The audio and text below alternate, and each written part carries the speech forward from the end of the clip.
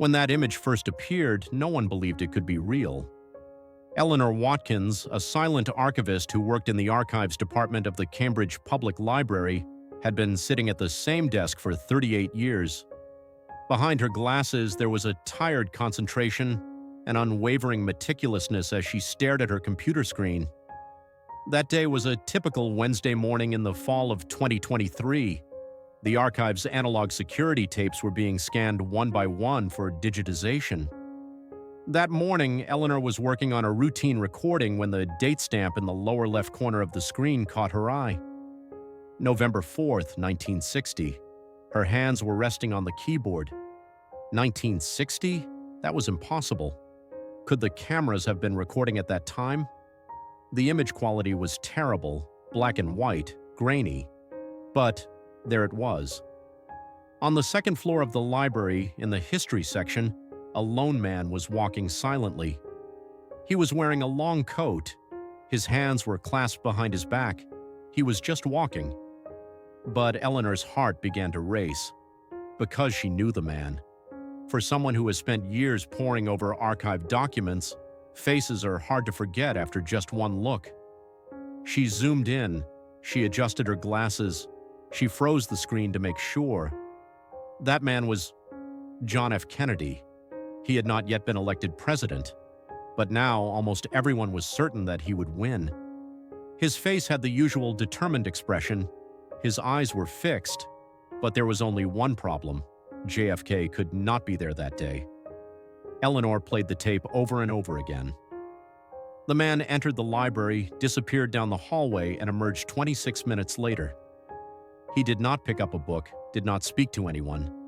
He simply wandered around. Eleanor looked at the official archives. Kennedy had a packed schedule on November 4th, 1960. He had held a rally in Chicago in the morning and had gone to Indiana in the afternoon. The footage caught on camera was from 11:47 a.m. This was exactly 13 minutes before the Chicago rally began. But Chicago was 1,500 miles from Cambridge. That was physically impossible. A chilling silence settled inside Eleanor. Could the camera's date stamps have been corrupted? Number. In those days, the dates were stamped manually on the tapes, and there was no mistake on the tape other than the date. The times were correct, the order was correct, and the face. It was definitely JFK. She said nothing when she got home that night. Her husband Mike watched the news as usual, but Eleanor had only one question left. If this footage really exists, why doesn't anyone know about it? The next day, she backed up the footage on her own flash drive. Secretly, silently, because her instincts told her something was wrong. She reached out to Dr. Nolan, a historian at Cambridge University. Nolan was an academic who specialized in the Kennedy era, especially studying the chronological rallies before the election. When she first watched the footage, she remained silent. She said only two words: "If this is real, history will be rewritten." Eleanor's portable disc arrived at Dr. Nolan by cargo a week later. But the strange thing was this. A thief entered Dr. Nolan's office just 3 hours after the package arrived. He took the laptop, the backup disk, and only the documents on the desk. The books in the library, the cabinet, or the drawers were untouched. Only those documents were gone. The incident was reported to the police, but no trace was found. When Eleanor learned this, she sat down in a chair and closed her eyes for a long time. This was no longer an ordinary academic research. Someone did not want this footage to be known. She started watching the footage on repeat. She examined every movement, every frame, second by second. The corridor that JFK walked through was located at the back of the library. That section had been restored in 1992, so it no longer existed in its current state. But Eleanor knew she could access the old plans. When she examined the building's restoration plans, she noticed that at the end of that corridor there had been a locked staff room in those years. Now there was an area there that was used as a storage area, unaccessed. It seemed ordinary, but why had she gone there? In the footage, JFK emerges from the room at 12:14. There is a slight expression on his face, neither fear nor pleasure, just silence, thought. Eleanor was undecided. Should she report this incident? Should she release the footage to the press? Or should she continue to study it silently? Her academic curiosity took over. She went down to the archives floor of the library. She examined old documents, newspaper clippings, testimonial reports, everything. And she found a small newspaper clipping from November 1960. The headline was, "Man who said he came into library at midnight. I recognized him, but they didn't believe him." The news report included the following statement from an unnamed night watchman. "I saw that man on TV, same face, same walk, but no one believed me. He just walked that night. He looked at the books, then he disappeared." The evidence was beginning to come together for Eleanor. There was the footage, there was the testimony, there was a time discrepancy, and a mysterious disappearance. But there were still no answers, just more questions. And for the first time that night, Eleanor realized something. Came JFK over there looked more lonely than ever, like he wanted to do one last thing before the election, like he was looking for someone or something. But he couldn't find it. Eleanor couldn't sleep that night. She played the black and white tapes, the sound of which she could not hear, hundreds of times in her mind. A man, walking between the shelves as if he had stepped out of the past. Not a statesman, a figure, a question mark. That morning he came to work as if nothing had happened. But now he knew. There was something to this. This couldn't be just an image. If JFK was really there, there had to be a reason for it. The first thing she did was check the technical details of the security tapes. November 4th, 1960, second floor, was written in cursive on the outside of the tape. The archive number BRK6211, and underneath written in pencil, almost erased, SCY. 3 letters. It made no sense to Eleanor, but there was no other tape marked SCY in the catalog. This is it. Then she tried to compile a list of the library staff in 1960. A single name in the archives from that year caught her attention. Michael R. Sullivan, Registrar born, 1933. Residence, Belmont, Massachusetts. She immediately went online and started researching. Yes, Michael Sullivan was still alive. He was 91. He was living in a nursing home. Eleanor set off without making an appointment. The building was old. The hallways were quiet. Eleanor felt almost as if she were back in 1960. A man was alone in the room, staring out the window. As Eleanor approached, she noticed that even he had a gaze so attentive that he didn't need his glasses. "Mr. Sullivan?" she said gently. The old man turned his head. He smiled. "You opened the box in the attic, didn't you?" she asked. Eleanor froze. He hadn't said anything. How did this man know? Michael Sullivan spoke without narrowing his eyes. "I remember that day. I was alone in the library. It was night. The elevator wasn't working. There was someone walking behind the shelves, black coat. His posture was straight. At first I thought it was a ghost, but then he turned, and I recognized him." "John Kennedy?" Eleanor held her breath. "Why didn't you share that information with anyone?" she asked. Sullivan bowed his head. "Because there was no way he could have been there that day at 11:47, but I did, and he saw me. He smiled, but it was a tired smile, as if he was looking for something and couldn't find it." Eleanor wanted to know more. "SCY, do those letters mean anything to you?" Sullivan nodded slowly. "Only 3 people would use that sign, silent, unlined, alone. That image was preserved with that label because we didn't know what that moment was, but we understood that that moment was no ordinary moment." Eleanor thought about those words for days. Silent, unlined, alone. What did they mean? A few days later, she noticed a forgotten cabinet in the library basement. Behind the boxes of old microfilm, a metal drawer, locked. But she paused when she read the letters written in pencil on the drawer. Kennedy SCY. She did not call the administration to open the cabinet. She found an old notebook inside. The binding was tattered, the pages yellowed, but it was dated November 3rd, 1960.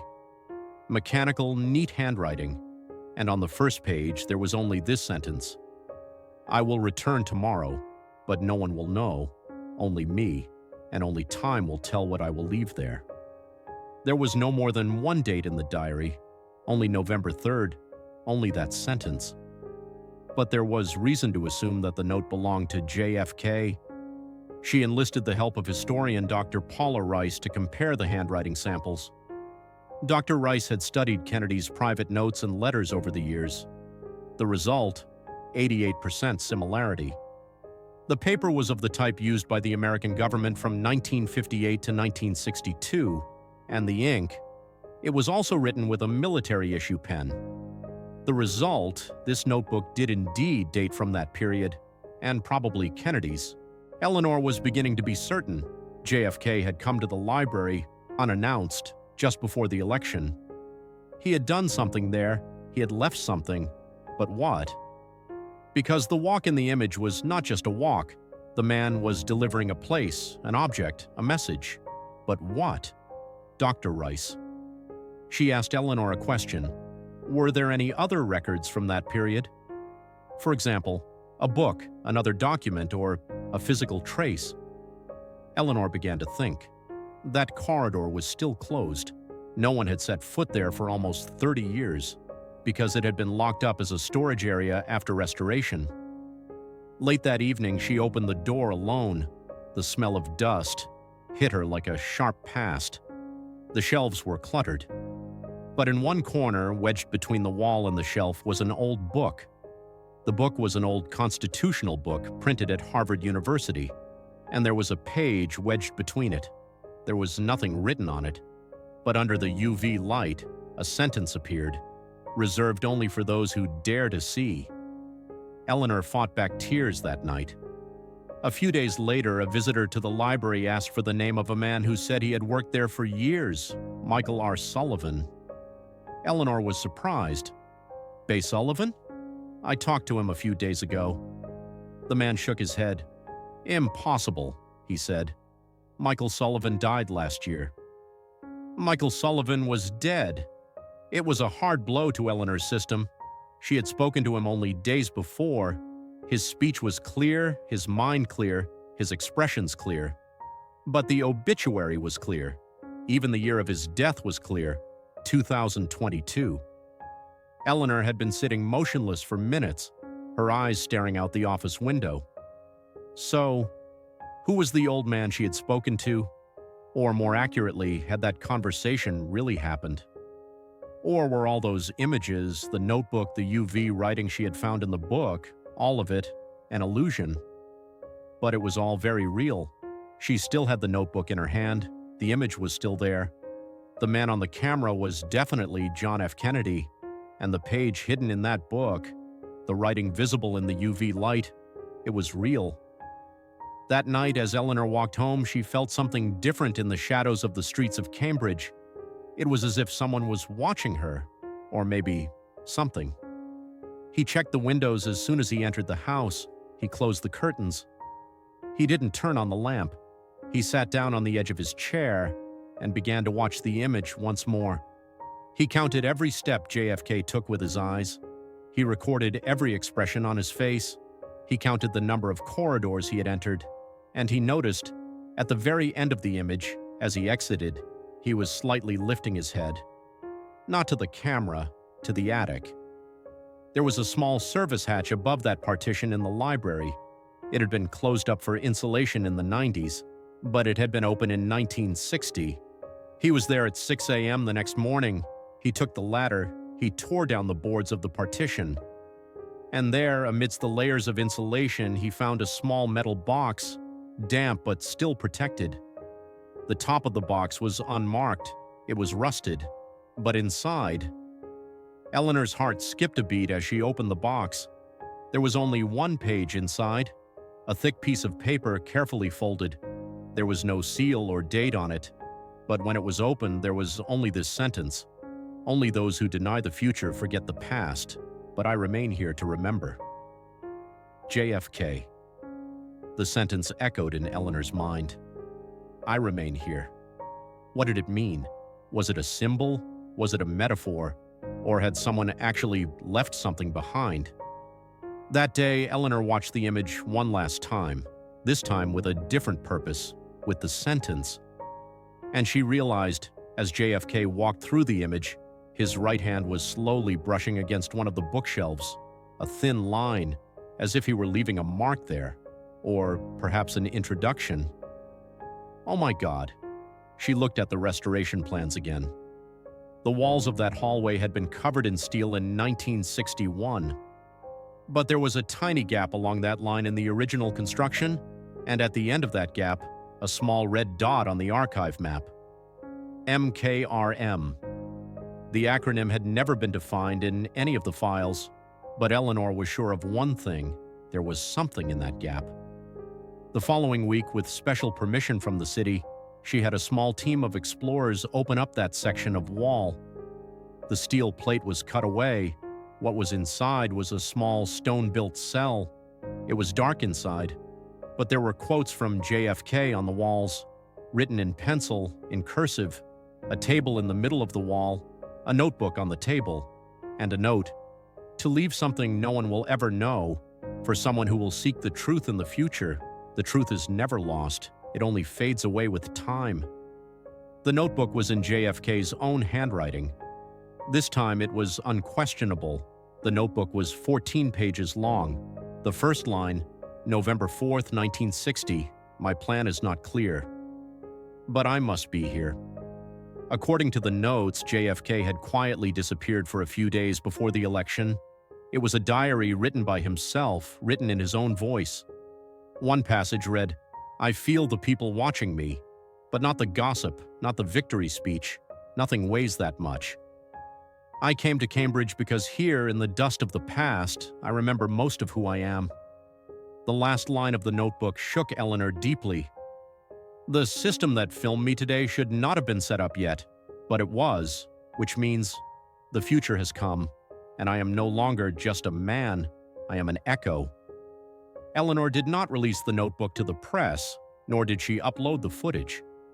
Because now she understood, some secrets are too heavy for just one person to carry. After that day, she watched the footage only once more, and this time the man's walk seemed completely different to her, not like a leader, like a time traveler, like a trace in the past, leaving a note for the future. Years passed. Eleanor retired from the archives. The footage and the notebook remained in a glass box in a specially locked compartment. But no label was put on that box. There was only the sentence Eleanor had written in her own handwriting in her notebook. The truth doesn't always want to be hidden. Sometimes it just wants to be found. And sometimes, cameras look into the past too.